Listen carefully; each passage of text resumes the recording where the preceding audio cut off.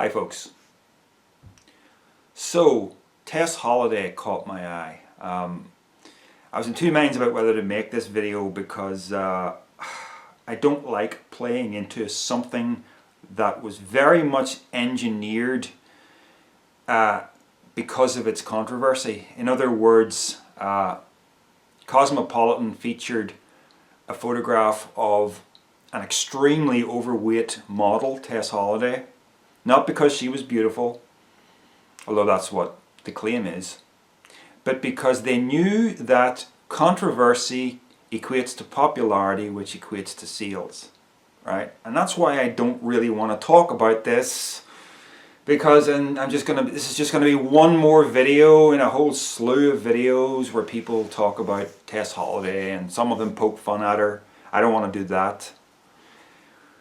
But obesity, or struggles with weight gain and weight loss, that has been a part of my life since I was a child. So I do want to talk about it.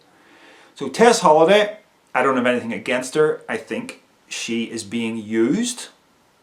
And I think she's claiming her 15 minutes of fame, as most people would do, given the opportunity, but she is being used. It's just controversy for the sake of making money. Does anybody really believe that obesity is beautiful? Do you really? So anyway, I'm going to show you a photograph of myself at age 11 or 12, and you might laugh at this photo. I wouldn't blame you if you did, because this is not a beautiful boy, right? This is a fat kid. An unhappy fat kid who's unhappy because he's fat, right? Because he gets picked on in school and called names. So it's a photograph that only a mother could love, right? And my mother did love me. She loved me more than anyone has ever loved me, and I'm not just coming out with cliches here. I was with her during her struggle with cancer, and I was with her in the last moments of her life even, and the love that she had for me, the selfless love that she had for me in the closing weeks and days of her life was just incredible. She was not concerned about herself. Every time she opened her eyes to talk to me, it was, "I'm sorry, son." She was thinking about how what was going on with her was affecting me. Incredible selflessness. But my mother maybe lacked a little wisdom in the culinary department as I was growing up, because really kids are stupid, you know. We don't have any sense when we're growing up of what we should or shouldn't be eating, and we rely very much on our parents. And I didn't have a very healthy diet. On a Saturday evening, my mum and dad would go out dancing, and I would have the house to myself. So from about 9 o'clock onwards, I would sit down in front of the TV, and I'd have all this stuff spread out in front of me: crisps, chocolate bars, whatever candy was in the house, big bottle of Coke, and I would be munching on this stuff pretty much until my mum and dad came home later that evening, which was typically about maybe 1 o'clock at night. And then it was our custom that I would go to bed, and Mum would make me a cup of tea and toast and cheese, which she would bring up to me in bed. Yeah, this really happened. Knowing full well what I had been eating prior to that, she would bring this up to me. Wow, I could not even, as a full-grown adult, I could not even eat like that now, but that's how I ate on weekends as an 11 or 12-year-old boy. Now here's a picture of me aged 16. Now that's a lot better, isn't it? That's when I decided to take the bull by the horns and lose the weight. And the strategy that I employed was, bearing in mind I didn't know anything about how to do a diet, I basically said, I'm not having lunches anymore. So I got through the entire school day without eating anything. I had my breakfast in the morning, I had my dinner in the evening, and I might have had something for supper, I'm not sure.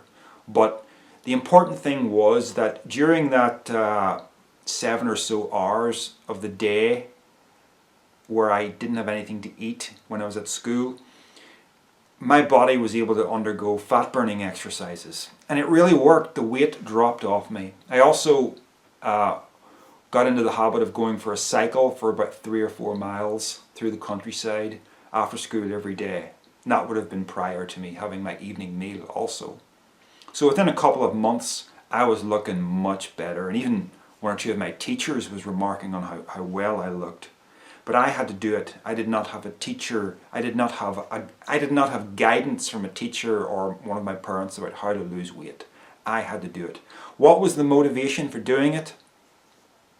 I was unhappy with how I looked, and there was a girl I really liked, and I knew if I wanted to be in with a chance, I had to do something about what I looked like.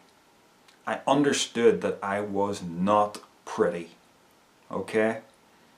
Because fat isn't attractive. There's a reason for that. It has nothing to do with personal opinion or being unkind. It's a purely primal thing. We are attracted to health indicators in the body. Skin, for instance. Young skin free of wrinkles, young healthy skin is much more attractive than older skin full of wrinkles. Slim build, athletic build, much more attractive than just flab hanging off your arms and legs and a big extended stomach. Because on a primal level, you're looking for a mate. Your primal nature is looking for the best possible mate. And someone who is fat gives off all the wrong signals. It says this person is unhealthy. It says this person has no self-control. So it's unattractive on a primal level. Some years ago I was dating someone who she was carrying a little bit of weight at the beginning of the relationship. It was long distance. And at one point between trips, she was absent from me for several months, and then she came back again, and she had put on a significant amount of weight on the second trip, and I was kind of taken aback somewhat by the amount of weight she was carrying. And although I didn't just dump her or anything like that, I have to say that everything primal within me was going, stay away from her, stay away from her.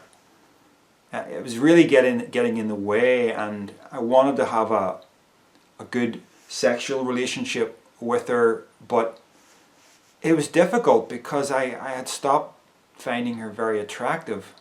You see? It's not something I had a choice over. It's dictated. You don't choose what you find attractive and what you don't find attractive. It's just, it happens or it doesn't happen. So where am I going with this? This whole fat acceptance thing, this whole thing about love yourself just the way you are. No, this is totally the wrong message. I only lost the weight because I was unhappy with myself. Back when I was 11 or 12, eating the way I was eating, I can remember the self-destructiveness of it. It was comfort eating. I was in a cycle of comfort eating that was making me worse and worse. And then when I wanted that girl when I was 16, it was like a switch flipping in my mind. And I basically said, something in my consciousness just changed. And I've had this kind of experience in a number of contexts at various points in my life where there is a shift and you suddenly realize, this is changing. This is going to happen. It's certainly possible. I can do it. It will happen. And it's hard to explain, but there is a shift and it was very sudden. I can still remember the first day after I decided this, when I was going out on my bicycle for the bike ride. It was literally in my consciousness. Even though it was the first day, it was literally in my consciousness. I am now becoming slim. And I did it. Now in the years since then, my weight has fluctuated. It's got heavier and lighter, but I've never gone back to the kind of weight gain that I had as a child. At the minute, I'm in a particularly good place in regards to my health. I eat salads most of the time. When I'm sitting in front of here's some good tips for you. I mean, just avoid processed packaged food as much as possible, because it's laced with sugar, and that's the thing that's making everybody so fat these days. They're not going to the whole foods section of the supermarket, they're going for the packaged foods.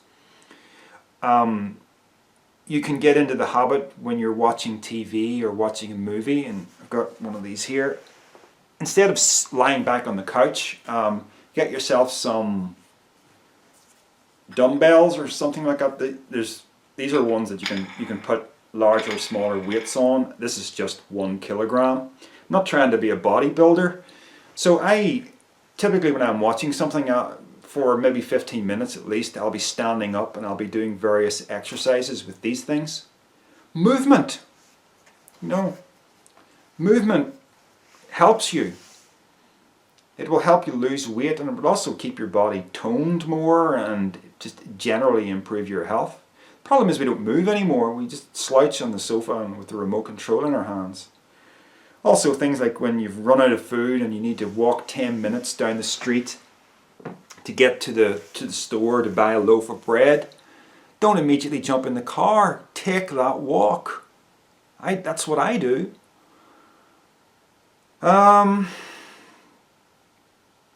Just nurture good habits. But yeah, getting back onto this thing about self-love. If you love yourself, if you're fat and you love yourself, you will never be slim, because you won't have any motivation. And my guess is you don't really love yourself. It's just you've told yourself that that's the ideal, and you're trying to do it, and you're fooling yourself into thinking that you love yourself. Well, who am I to judge? Maybe you do, but that's not a healthy way. That's not a healthy kind of consciousness to have. You need to be dissatisfied enough with yourself that you make positive changes. People are overweight because they eat too much. I've heard the argument that some people make that it's to do with the metabolism. I don't really buy it. If you look at photograph or video footage of an Aboriginal tribe, you don't see overweight people. This is a first world problem. And it seems to me that it's just to do with the amount of food you eat and the type of food you eat. Particularly the type of food you eat. So yeah, stop making excuses. Start moving. Stop eating so much. I mean,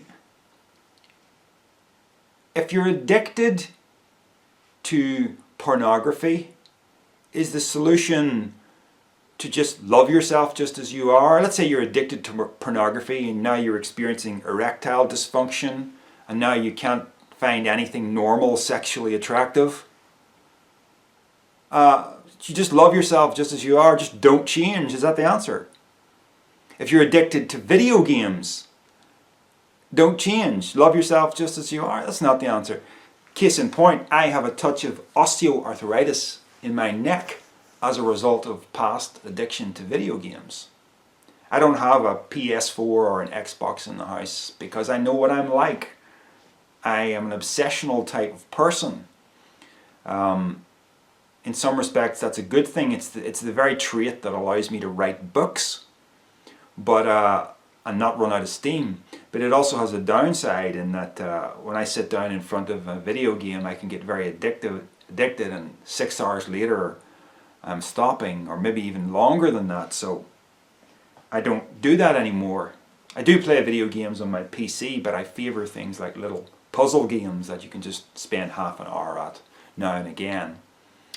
By the way, if any of you are PC gamers, I'm on Steam. You can look me up and add me as a friend if you want. Username Darryl Sloan, joined together with no space. That's a side issue. So, you know, what am I getting at here? So if you're addicted to food, what's the answer? Love yourself just as you are. No, break the addiction. And these things are addictions.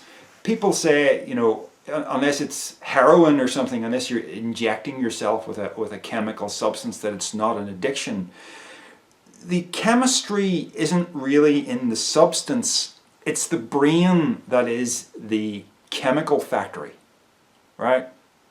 Dopamine release happens as a result of various things, not just injecting yourself with a chemical, right? Dopamine's the pleasure chemical. So you've got to take control of yourself and not allow yourself to be controlled by things. It seems to be such a perilous world we live in, where everything is out to get you, and there's so little real good education out there. Speaking of the education system, when I was growing up, boys did not even get taught home economics. Right? We were taught nothing about how to cook. Absolutely nothing. You know the way feminists are always raging about how they've been so downtrodden, and how women are so, you know, have lacked all these opportunities. When I was growing up, it was just assumed, I guess, that a woman would be cooking for a man. And that is, not only is that, I guess, detrimental to women, but it's very detrimental to men as well, because I'm a single man, I'm not married. Everything I learned about how to manage a house, I learned solo. Not even really, my mum didn't even really teach me much about it. And it's a wonder that I'm here today actually cooking healthy meals, because it's all entirely self-taught. Yeah. Everything's out to get you, folks. The whole supermarket's out to get you. Magazine covers are out to get you. The media is out to get you and fill your head full of crap. You know, people, part of me just wants to not laugh at the whole thing, but just, I look at society and I feel like a total outsider. And I am an outsider. I don't consider myself as someone who belongs with the general morass of humanity. And this, in a way, is part of the whole mythological Satanism thing that you hear me talking about from time to time. It's the outsider, the rebel, the one who's cast out, the one who doesn't really belong. Happy to be that way. Don't want to be part of all of this madness that is happening all around me. So think for yourself, folks. Be smart. Oh hell. Anyway, talk to you later. Bye.